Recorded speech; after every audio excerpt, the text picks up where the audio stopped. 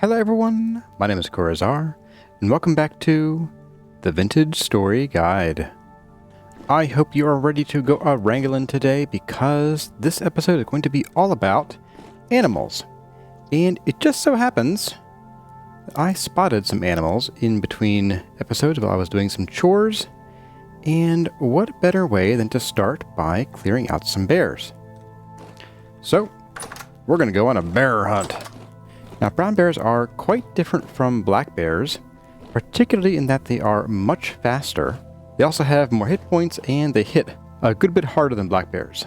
So I'm going to bring along just a bit of soil, because all you really need is some dirt, a couple good spears, and a healthy dose of grit. Let's get out there and take on these bears. I think right here is as good a place as any to build our bear fighting hut. And I got the name for this from another YouTuber named Nil Hero. He called it a dirt henge. I think that's a pretty funny name. And all we have to do is build a little bit of a hut here that will keep the bears from being able to hit us while we can still hit them. Because brown bears are notably wider than the player, and they cannot fit through a 1-block gap. Now this dirt henge should probably be about 4 blocks tall for safety, because brown bears can reach pretty high and they can occasionally climb 3 blocks tall. I haven't seen them do it much. I've seen them get stuck in small pits, but we're not going to chance it. So this should just about do it. Let's go ahead and lure this bear in here. Ding! Or not. Oh, you're over here now? How did that happen? Come on, buddy. You can do it. Oh boy, they both saw me now.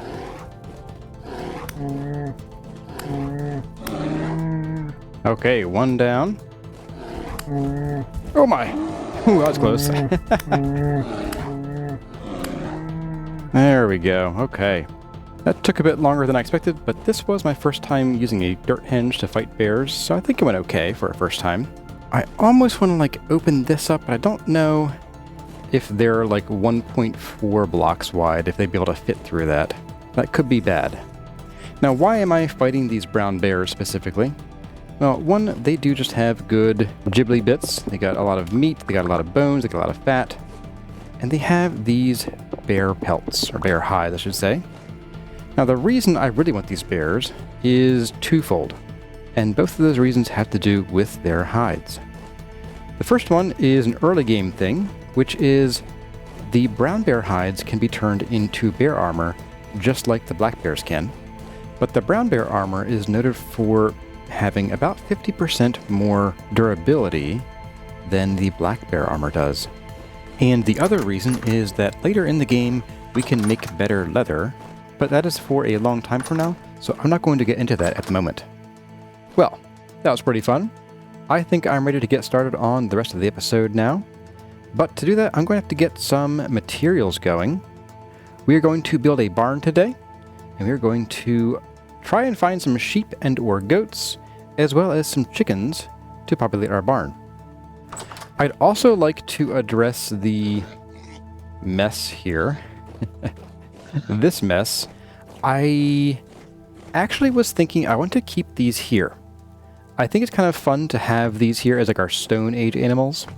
And I've found a way to create a method of separating these guys based on their generations, and I can do it in the Stone Age. And so we're going to upgrade these areas here. The rabbits will get a little bit less room. The pigs will get a little bit more room overall. But we'll be able to then separate them based on their generations. But yes, we're going to get into some new building materials today. And then we're going to build ourselves a very fine barn. But before we get to all that, I want to take a minute here to thank our sponsor, you. That's right, I want to take a minute here and just thank all of you for watching and liking and commenting and subscribing. All of those things really do help the channel out, and I'm pleased to have you with me. And I couldn't be here doing all this without you. Or I guess I would, but I'd be talking to myself, and that would be pretty boring. Alright, that's enough. Let's get to it.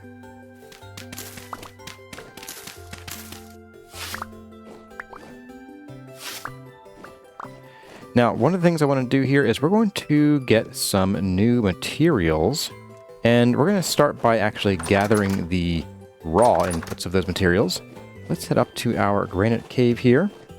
You see, I want to work with some new kinds of stone materials. And as you've seen, we are able to acquire full stone blocks. Now, when we got them for the quern, I went about it in a somewhat inefficient method. I just sort of grabbed whatever I could get my hands on and went with it. But I want to show you a much more efficient way, both time and material and tool durability, to acquire lots of full blocks of stone rather quickly. And when I say more efficient, it's certainly faster. I wouldn't say it's particularly efficient still, especially not with copper pickaxes, but I'm going to do my best to make it seem quick. So what we have here then is the start of a quarry, and this one is an in-mountain quarry. You might prefer to have them be in-ground quarries where they're open to the sky, called pit quarry. I'm going to start this one in the mountain because I have access to granite right here. What I'm going to do is I've already mined out a little hallway here. What I'm going to do is I'm going to go over 2 blocks, actually 3 blocks. I'm going to mine out another little hallway here. It's going to go back just about as far as the first one. I'll measure it actually. We're going to go to X633.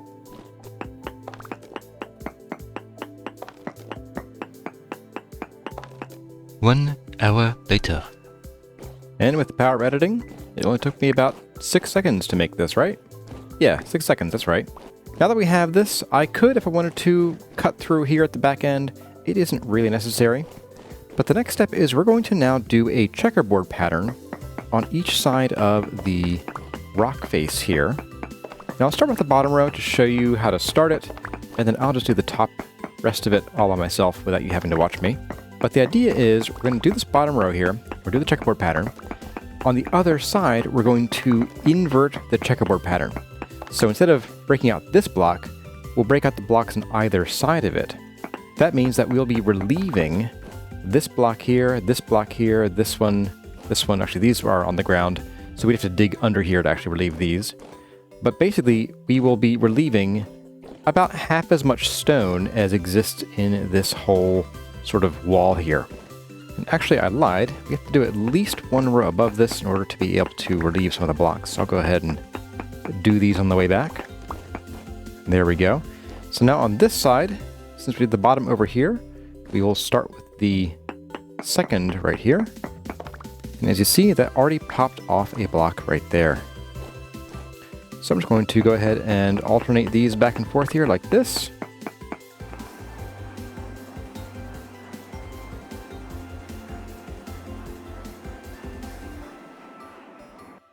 And like that, we already have a small selection of relieved stones.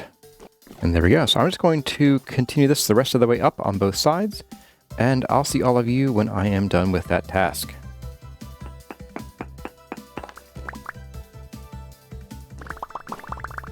And there we go. Like that, we have a ton of stone on the ground and in our inventory. And it only took me 10 hours. Great! Just kidding. It was longer than I recall it being. I would recommend if you're doing quarries, probably try to avoid doing it in the Copper Age. 1, because you're going to go through pickaxes like crazy, and 2, these are pretty slow.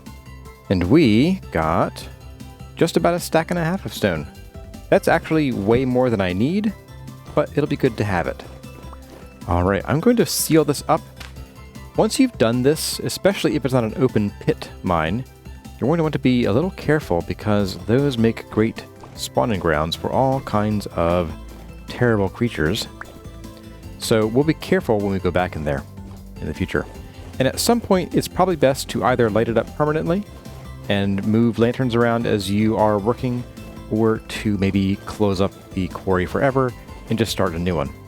Quarrying like this will also get you gobs and gobs of stone, and you can do a lot of things with them. We've been using them for mostly cobblestone at this point, but there are a lot of other odds and ends you can do with them. Let's take a look. So we could, of course, make more cobblestone slabs and stairs. We can also make a fanned cobblestone, which is a fancy kind of cobblestone. You can also make granite dry stone fence. You can also make dry stone blocks, so these require ashlar blocks. And it is this ashlar that I'm interested in. I'm going to go ahead and put these granite stones away in here, and I'm not going to need them for quite some time, so we will just leave them here for a bit. But yes, I am interested in this ashlar for another purpose than making dry stone blocks. That is because you can also turn them into ashlar blocks. So if we were to take a hammer and a chisel, and we'll take a few of these, maybe start with 4, pull these out, and we can make polished stone. Now this is an interesting block to work with. I like this a lot. They're often a little more saturated and often darker than the original rock they're based on. And something else you can do is you don't actually have to have a pickaxe to break the polished rocks, because they are now considered to be created or crafted blocks. But then, as the handbook showed, we can break these down further into slabs, which we can then use just like any other slab.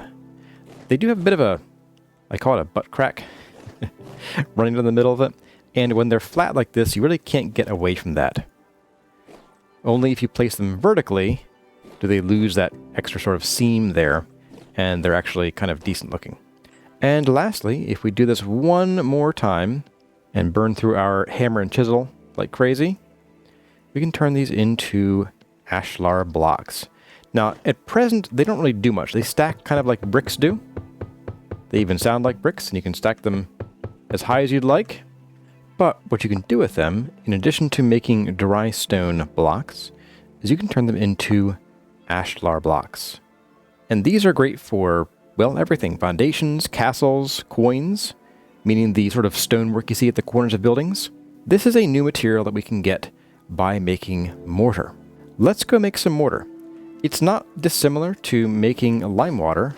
It just requires a bit more lime, a bit less water, and a lot more sand. And we're going to take 2 buckets of water. I'm going to take a full stack, here we go, of the ground up lime from the quern. And we're going to put in both buckets of water. But then I'm going to crouch to pull out 1 liter at a time, like that. And I have just realized that I don't have exactly the right materials for making this. We need to go and make some quicklime. We need to make what's called slaked lime. Slaked lime is not made with limestone, but with quicklime, which is made by cooking 2 lime in a campfire or fire pit. And then you can make slaked lime by mixing 1 liter of water with 4 pieces of quicklime, and it will turn into slaked lime. Now, this is a pretty expensive and long process. What I'm going to do is take this fat out of here, and I want to make a big batch of mortar. So I'm going to put this in here. I'm going to grab another stack and put it in the other fire. And this is likely to take most, if not more than, a day to cook, and more than a stack of peat, possibly more than 2 stacks of peat per stack of quicklime that we make. Now, I'm going to need to babysit these, but I can come back in probably a few minutes, because we have, maybe 6 or 7 minutes before those stacks of peat run dry. So let's talk about what we're going to do with the animals and those sort of cyclic generational locks I told you about earlier.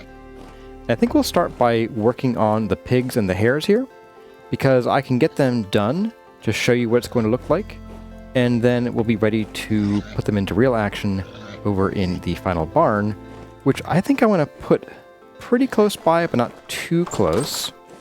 Maybe like right up here would be the perfect spot for our barn. I think I'll just flatten some of this land a bit. Maybe even put it up here, so it's sort of behind the dirt henge. You have to sort of figure out what to do with these bushes here, since we can't move them anymore. But that is a problem for later Kurazar, because now Kurazar needs to tend to those fires, as well as work on our design for the generational locks for the hares and the pigs.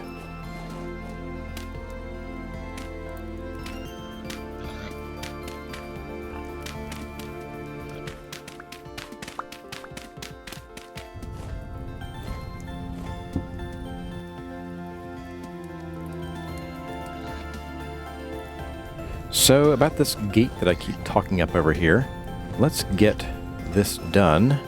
What I'm going to do first here is I'm going to plop down this guy right there. That should be fine. And then I can dig this out and plop the gate in there. I'll dig this one out too. There we go. I can sit down here. There we go. Now they also can't get through the gate even if they're open. And what I'll do is, once we have our piglets, I will simply open this gate here. I'll come over to about, I don't know, maybe that corner over there, and I'll stand there for a moment. And the piglets should run from me and go through yon gate, after which I can come back here, crouch down, and close it again.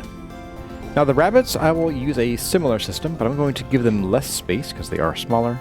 I'm just going to cut this up right in here. And rabbits are a bit special because the adults can fit through a half block high area. So we need to do something a bit different.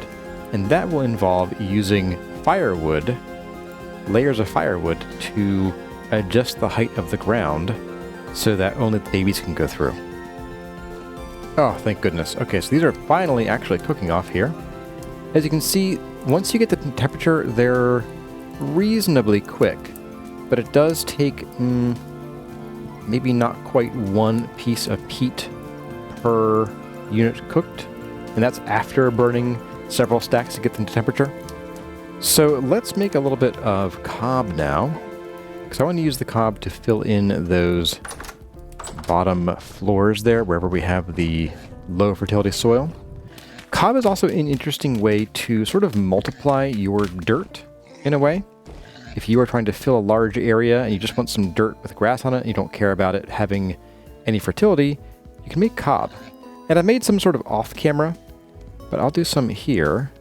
And it should be made with grass and dirt like this, and you get 10 pieces of cob per craft. And it costs 5 dry grass and 4 soil of any kind. And we're going to pop those down here. Alright, I'm going to get working on the rabbit's little sanctum here, and I'll see all of you on the other side of it. And we finally have our quick lime. Let's go and make our slaked lime. Do I have my sand with me? I do not. Let's get my sand first. There we are. So now we have our barrel full of 16 liters of water. We can finally go ahead and put in our quick lime, and we now have 64 liters of slaked lime. At one point, I did mention that there are times when the barrel can hold more than 50 liters of contents. This is that time. Once you have that, you can go ahead and take your sand and plop that right in, and you'll get 256 pieces of mortar. This is actually half as much as it used to make prior to 1.22. I don't really like the fact that it makes less because quicklime is just pretty annoying to make and requires tons of fuel. I went through an entire stack of the fuel here. I just replaced this, and let's see, 4 stacks of peat. Full 4 stacks of 32 peat each. So that was, yeah, about 2 stacks for each of these guys here. That's a lot of peat to burn through. Oh, when our bear pelts are done. Very fun. I'm going to put these down here for now, and we'll deal with them later. Alright, good morning, almost noon, folks. I've been prepping for today's build. As you can see, we have the rabbits sorted here. I've got 3 stacks of fire logs right here on each side, and that should let the little ones hop up here and squeeze on through, and they should be able to pass through that gate. But yeah, they should be good to go in a little while once they have their babies. We can separate them much more easily. And let's get over here to where I want to build our barn. I have been bringing over some materials into a trunk over here.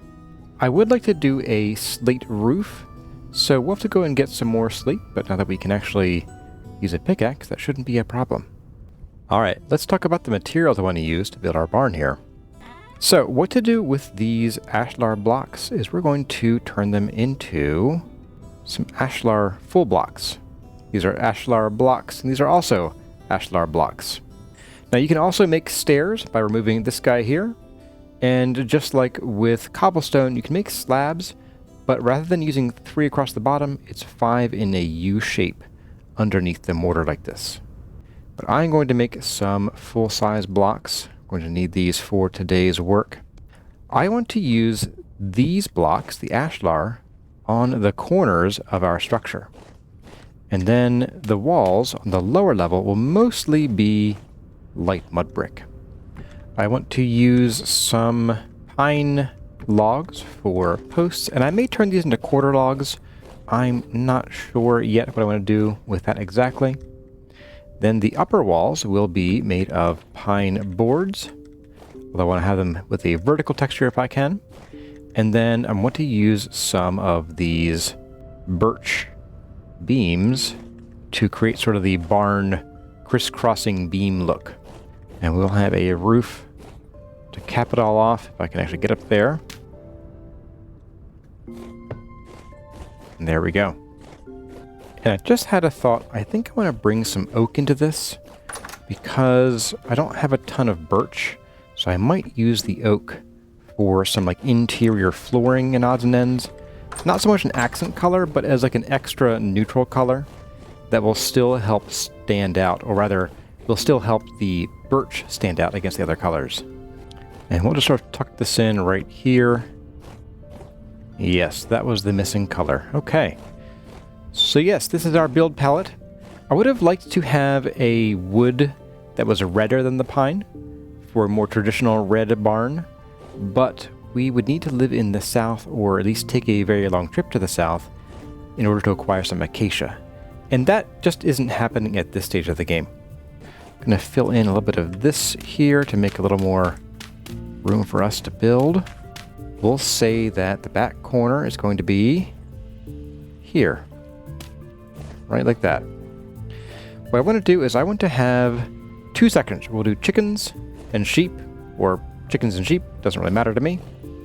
And we're going to have about the same amount of space for them as we have for the pigs. We're going to do 2 sections each that are 4 blocks wide by 5 blocks long, or the other way around.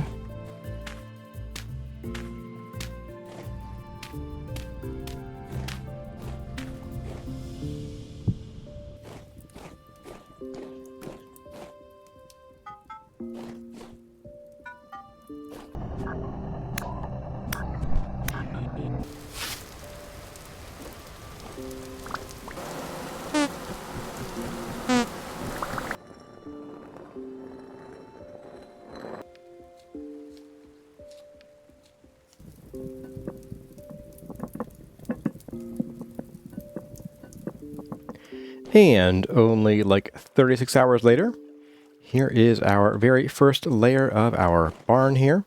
So we have our 4 5x4 areas. Each of these sets of 2 is 1 pen. And I will be modifying these down here at some point to accommodate the animals that we're going to be filtering through, but I'm going to build them solid for now. I also went ahead and I put the ashlar blocks on the corners. And right here in the middle, I'm not going to do it on this side because it won't be structural, but out here, it's meant to be like a structural block holding things together, so I went for it. I might actually sort of extend this out into these blocks here, rather than having these blocks cut into this one. But that is for chiseling Kurazar. Let's get the second layer on now.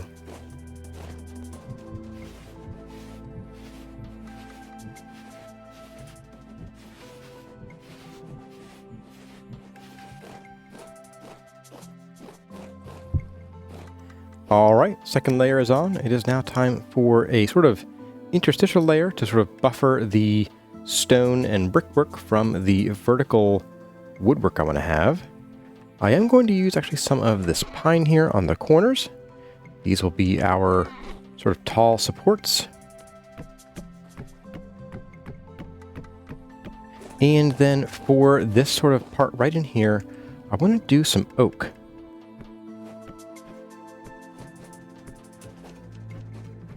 And I'm using stairs because they add just a little bit more texture to the side of the wall. And the interior gets this bit too. And the remainder of these stairs I want to use to actually make stairs. We'll just do them here. Should be fine. There we go. And then we can have a little bit more stair up here to some kind of second floor. I haven't decided exactly how tall this ought to be yet. And we'll double up on those stairs. And then for the upper portion of the exterior walls here, I'm going to run the pine up a little bit higher.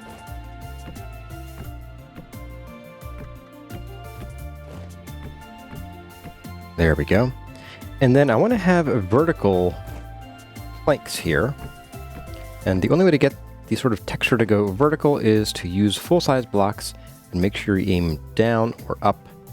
That way you get the vertical blocks.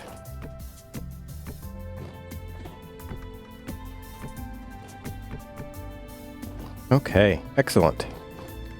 With that all done, I think I'm going to come in here with a little bit of the oak again, this time in full-size blocks, just to cap off those walls on the interior. And the reason for doing this, and really we only have to do it for one side because of the sheep, the reason is that the sheep have a 2-block step height, so we have to make sure that our walls here are 3 blocks tall. Now, some of you might be inclined to use fences, but in my case I have found that animals, especially baby animals when they grow into adults, they have a disturbing tendency to glitch through fences and other blocks that are not at least half a block wide. So while the sheep cannot path over a fence, even if they could technically step over it, they can still glitch through it when they grow up, at least in my experience. These are going to be walkways that will let me walk over the animals to better access them for harvesting and milking and for feeding, as well as for easier access to the gates where the doors are, because they'll be right about here. And then I'm thinking, actually I realized that this back here should not be here at all, because this back wall is going to be a wall, not a secondary gate. I normally like to have builds that have 2 exits, and I think I will on this one, but it's going to be a little bit different. In fact, I might actually just put a regular door like out here. But what I have planned for underneath here is this is going to be a small cellar. The reason is that once we have sheep up to generation 2, but 3 is better, then we'll be able to milk them. And I don't want to have to take the buckets of milk and run them all the way back home, which is, over yonder, and put them in our basement there. I want to be able to just put the buckets here and probably start the cheese making process here, assuming we ever find salt, which is not a guarantee, but I will dedicate some time to finding that in the future. So I'm going to go ahead and patch this up here like this, and then I guess I'll get some more of those oak stairs, as well as some more of the pine to fill in that back wall there. Oh, look, more pine. Okay. And with the sun setting and it still being medium activity out, I'm going to head inside, and we are going to forge ourselves some new tools tonight while we wait for morning. And we're also going to get into some of the more advanced chiseling options that are made available via the QP ChiselTools mod. This is one of the few mods that I have on this game, and it is not a mod that changes the overall gameplay. It just makes chiseling a lot less time consuming and a lot less of a headache in general.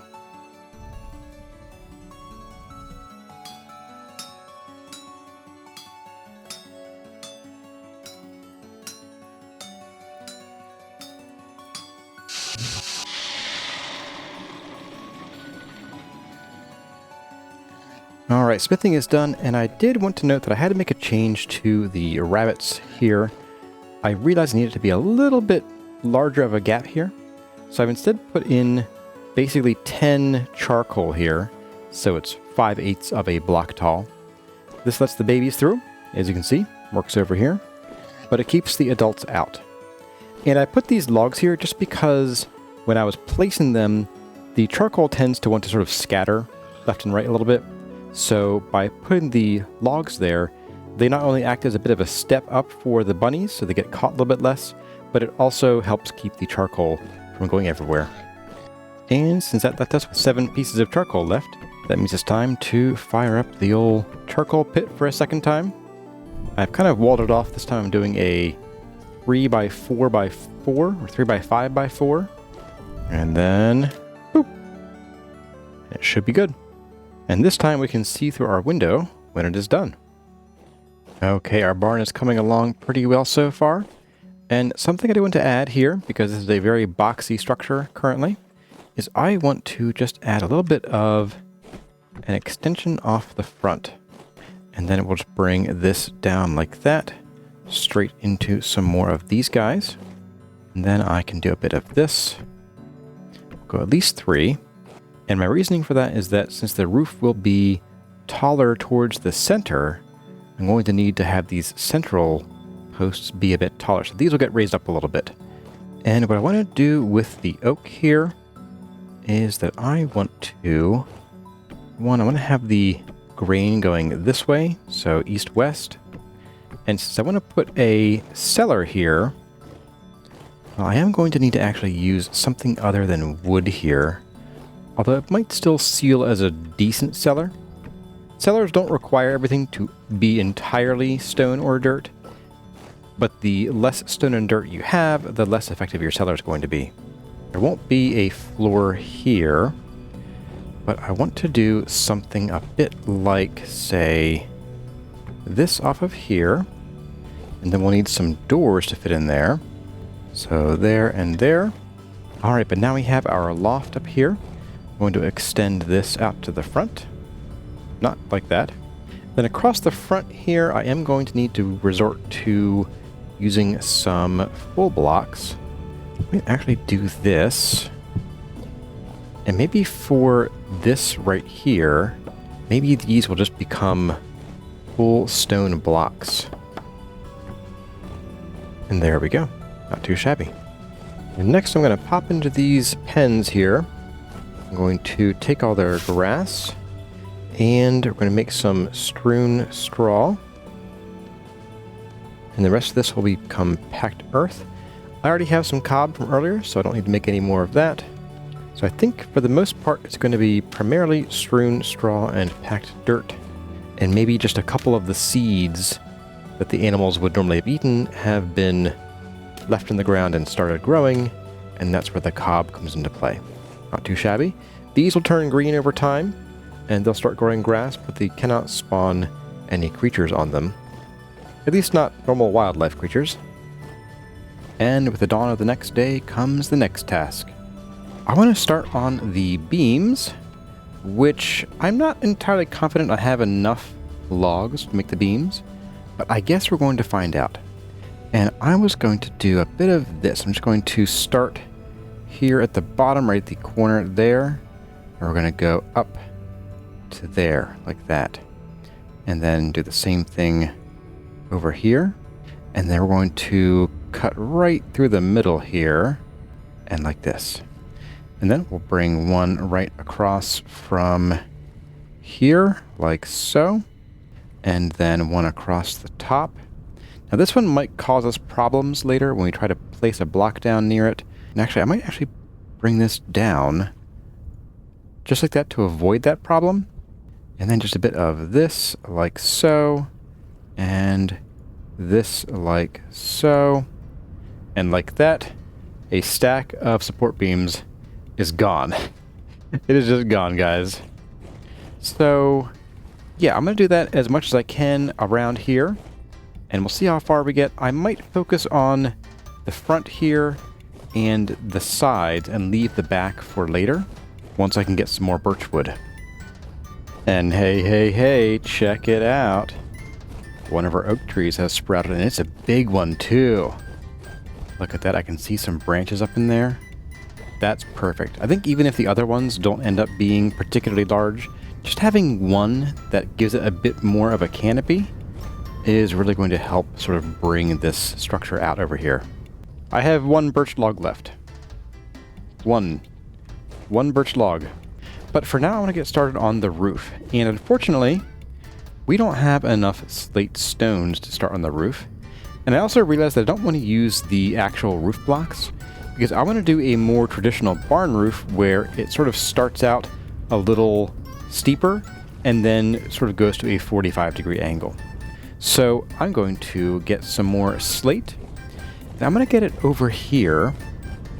And this will be a bit ugly at first, but I want to kind of clear out some of the slate from around this marble here so that we can access it better.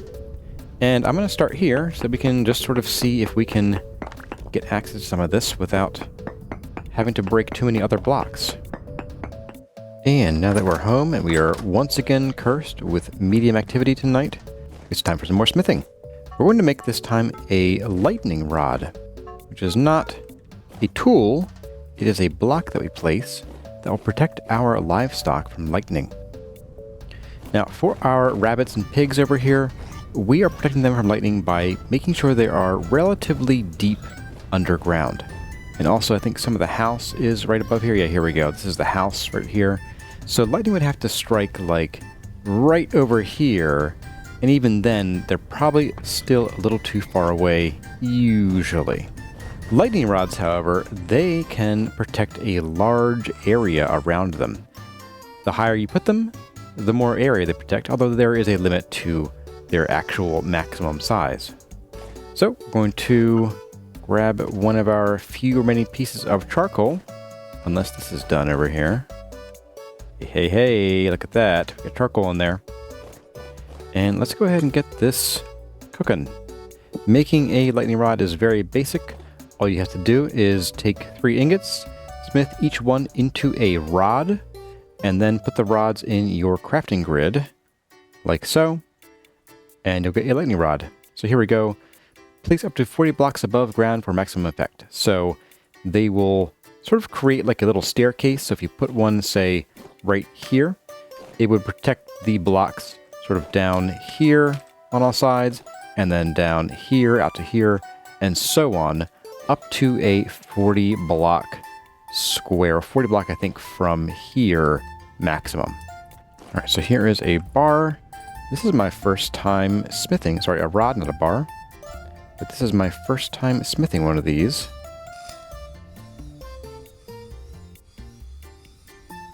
And 2 voxels left over.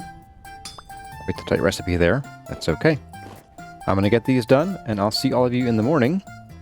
We are ready to hopefully get our roof going on.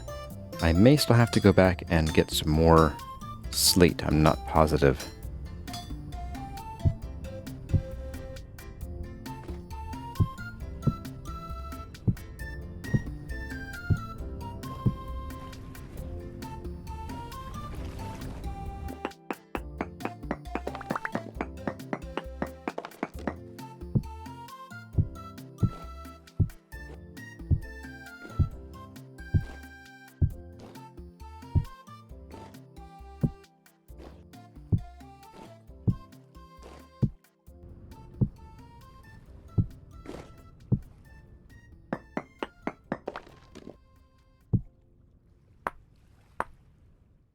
And there she be, folks. Ain't she a beaut? We have a cross-shaped roof structure here. And with one of the other mods we have on, called Bird's Eye, I can press, I think it's B here. We can take a look from above while we're still standing below. Check that out. And right here on the back of the house, I did decide to... I can get myself around here. There we go. I did continue that roof, and I have it overhang just a little bit in the back to give it some interest. And I am happy with how that came out. You will see that this roof is quite blocky, and I would like to do something about that. I don't want to make it like super smooth like I've seen some roofs, but I think sort of making like just a shingle effect by chopping it back just a little bit. For instance, if I were to do maybe this level of chiseling, we could do something like that.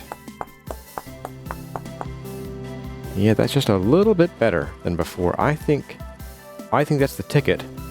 But you'll note that we have a lot of roof here, and my chisel is halfway dead. What is the best way to go about this? Well, my friends, this is where one of our friends, the pantograph, is going to come into play. But what we can do here is with the pantograph, we can do a paste shape only. You can left click to copy and right click and then once again to paste. The first right click turns it into a chisel block, and the second one pastes it. And then we'll have to redo these by hand, otherwise these will end up shoved that way. Here, I'll show you what happens there. So what we'll do here is we're going to chisel this guy manually. And we'll snap you, and we'll repaste you there. And just go on down the line. So yeah, I'm going to go ahead and I'm going to chisel the wrong ones apparently. The whole way across this roof. I'm also going to make sure I do these sort of flatter areas and chisel these as well, so that everything looks fine and dandy. And I'll see all of you when this is done, so we can do some more chiseling a little farther down the build. And like that, what would have taken probably most of an entire real-life day to chisel by hand was done in about half an hour. Maybe less.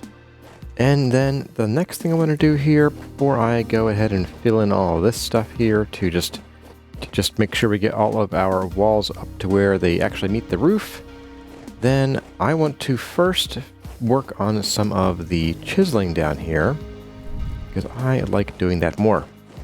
We're going to chisel this block. We're going to press F, or in my case a different key, to open this menu and drop the block right there. And we're going to just sort of do that with it, so I can take a look and see. Yeah, I want to remove this guy and put this back like that. Do the same thing for this block here. I think this might actually be about the same. Nope, a little more.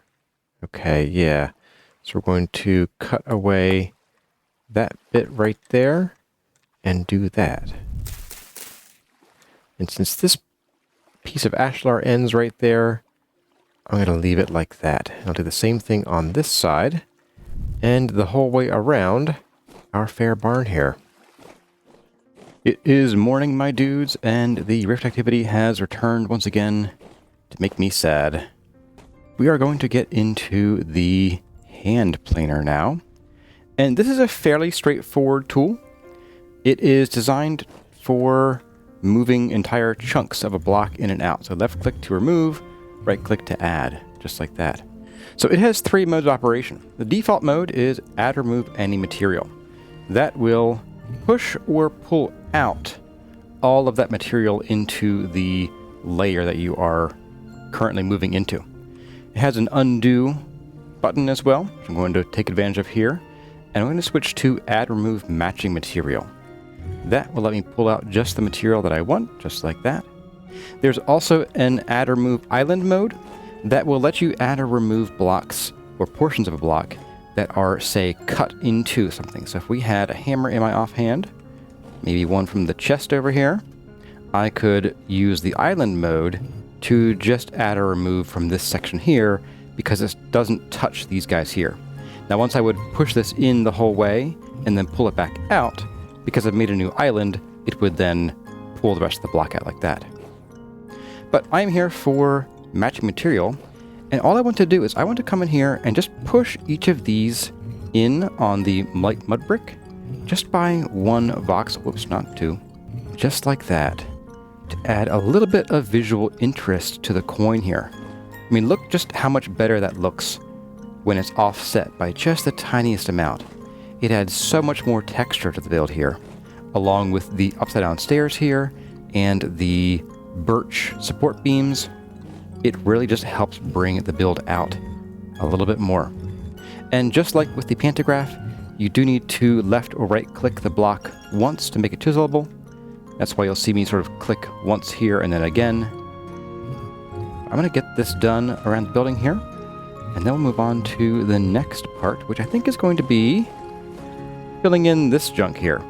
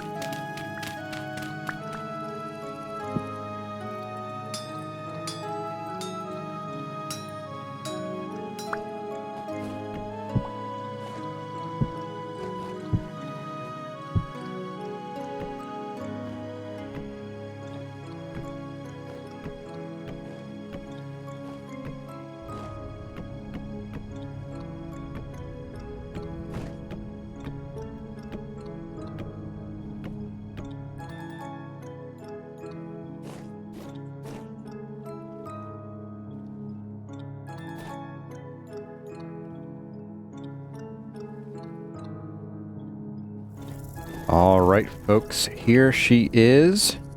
We have a few minor touches, the coup de grace, if you will. And here's a trick for certain things that you don't think you'll ever be moving, is that if you need solid ground to place something, you can often widen that spot a little bit with the chisel, and then you can hop on up, place your object, whatever it might be, and then just chisel it back to the size you want. And there we go. We have our lightning rod. All right, the last few parts, and we're going to need a floor here too, and I have an idea for that. But let's get something else done in here, which is I want to make some gates. You can make 2x2 gates with 12 wood and 2 nails and strips each. I wonder if I can get this to place. Why is there not enough space there? Oh, there's grass here. It wouldn't let the door open. Nope, that isn't it either. The trick here might be I need to place this one here first, and then place this one here. Then I can remove this guy, place him here, replace our blocks here on the corners, and they both open magically? Oh, that's too funny. They're connected via magic, except for this one. This one's separate. That is too funny.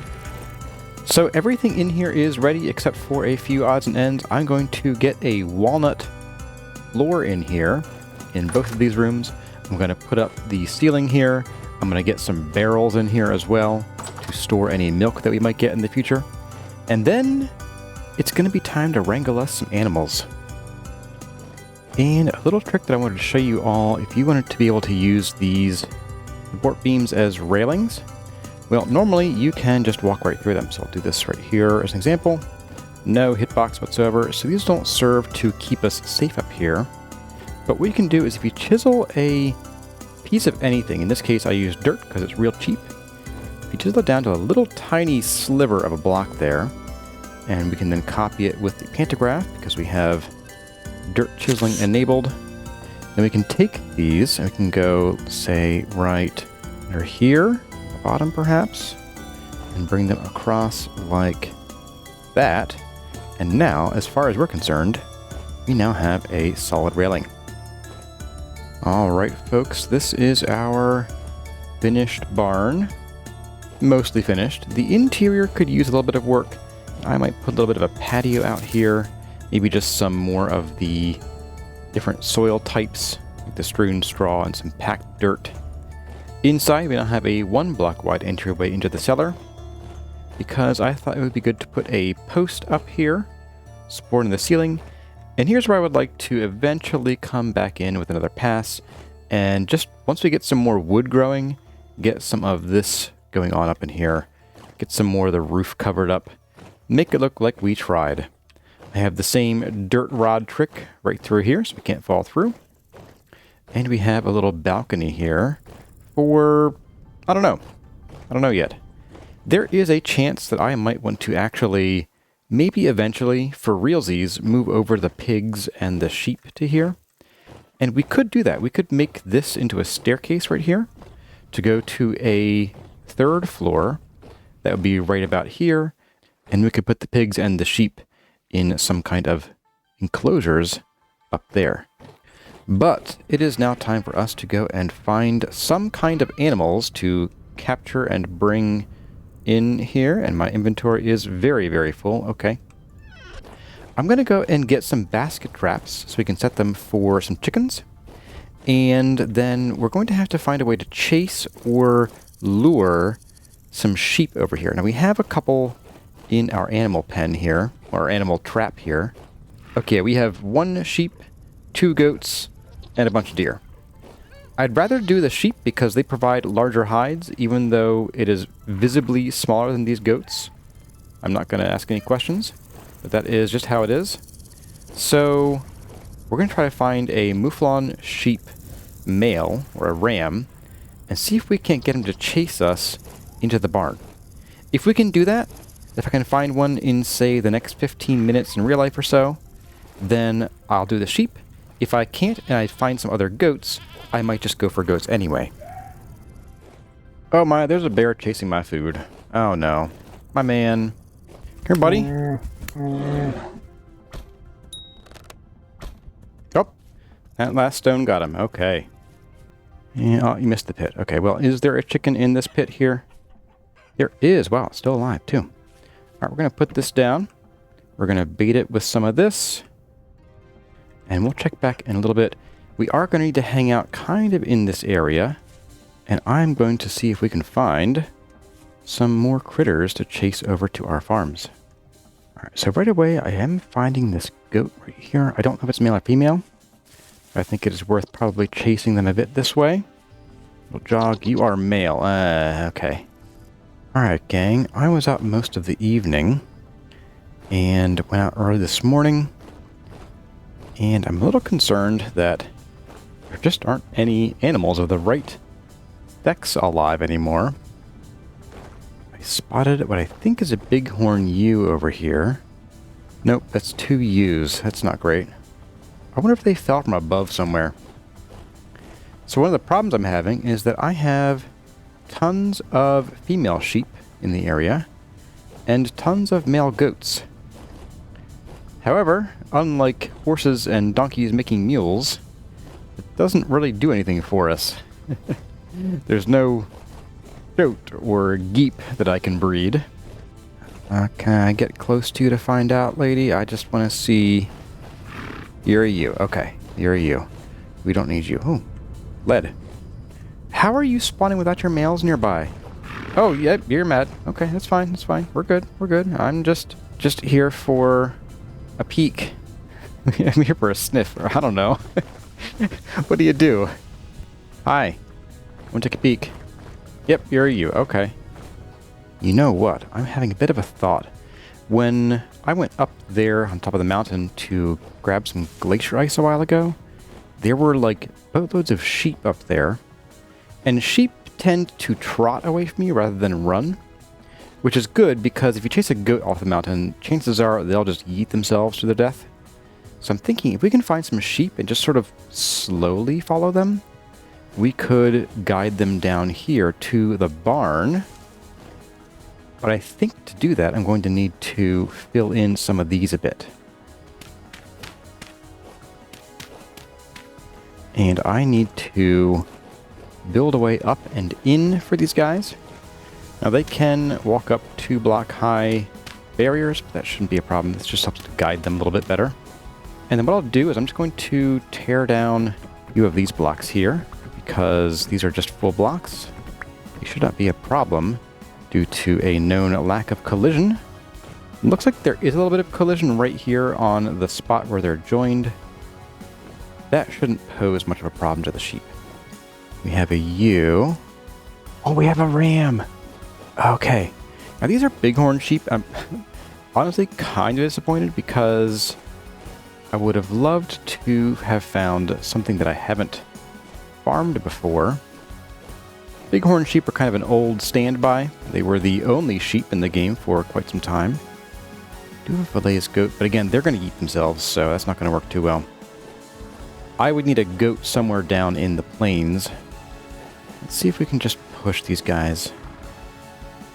Yeah, there we go. Just sort of gently nudge you down the mountain a little bit. Yeah, keep walking, buddy. You can do it. I'm just here to guide you. I'm a shepherd. And this is my favorite shop on the Citadel. Ooh, that was quite a drop. I did not mean to send you guys that far. Yeah, go on, buddy. You can do it. Yeah, keep going. Oh, yeah. Look at that. Ah. Wasn't even hard. Alright, let's get them protected from bears and things. Let's check on our chickens. What do we got? Anything here? Oh, we got one. Alright, sweet. Got 24 hours. Perfect. It's more than enough. Alright. There you go. Yeah, be free. Well, you know what? Just be. Now, hens require a little extra. Hens require hen boxes in addition to troughs. So we'll make some troughs. Because hens don't reproduce the same way that other animals do. At least in this game. They, of course, lay eggs. they need to have a place to lay their eggs. So we're going to make some hen boxes, which should be... like this. Here we go. And what they'll do is they will lay their eggs in the hen boxes rather than on the ground. When they're on the ground, the eggs will never hatch. But in the hen boxes, they also, one, they'll last longer, and two, they'll lay them in groups of up to 3, and you can harvest them, or you can let them hatch, assuming there are hens that have food nearby. And in the morning, I'm going to go trap a rooster, hopefully. 1 hour later. Oh, there he goes. Oh my goodness, go for it. Eat it and get caught. Come on, come on, come on, come on. Yes! Oh my goodness, that took so long. Alright, what do we got in here? Oh, we have 2 roosters. Well, okay. Alright, I see how it is. We are going to grab this basket and hightail it home before something bad finds me in the dark. Oh my goodness, and we have you home safe. You've got to be kidding me. That was a little ridiculous. Oh my goodness, that was pretty crazy. Alright, good morning folks. It is our last day in this episode. It has been like 2 months since we started this barn. And I'm going to just go over the final thing to do here, which is putting in the filter, which will suddenly be very dangerous now that these guys are both here. I'm going to do this as quickly as I can. Hello. Goodbye. Going to drop this in here and do that. And that should keep the adults out while letting the children, lambs, on through. And the same thing over here, except that the chickens are less than 1 block tall, but more than half a block. Just going to put this here like that. And I'm going to close these up like so. And like that, my friends, this saga is finally done. Wow, what a marathon episode this was. This took me like 3 days to record and probably more to edit. So we'll just see how long this one takes to actually complete. But I am very happy with how our barn came out here. I think it is a great space, and I think we can make better use of the space in the future as we expand our needs and our answer to those needs. As you can see, my armor is in absolute shambles, and I'm going to have to do something about that before or during next episode because I want to go on a bit of an explore with you guys. Yes, it's called an explore. I want to check out those 2 sort of mounds that we found that had some kind of stone that we couldn't break into in the Stone Age. And then I'd also like to actually go through that translocator. We'll fix it up. We will go through it and see where it takes us. But my friends, that's going to do it for this episode of the Vintage Story Guide. I hope you enjoyed the barn build, and I hope you enjoyed my animal wrangling, and I hope you have some inspiration for your own builds. The names scrolling by belong to the awesome people who are supporting the channel by signing on as channel members. If you too would like to see your name in the credits, get early access to videos, and maybe even hear me butcher your name, then go check out what's on tap in the channel memberships. The following folks have gone the extra mile to support the channel by signing on at the Seraph tier. Their names are Chrysanthemum, Elizabeth Woolley, Eric Franzen, Inger Raymond, Joshua Saruda, Linda Harris, Lucky's Mom, Mad Lord Hubris, Operion, Oak Tree, Servus, Snow Silver, Sue Wallace, Tyluna, and Wade Parker. As always, my name has been Kurazar. Thank y'all for watching, and I'll see you in the next one.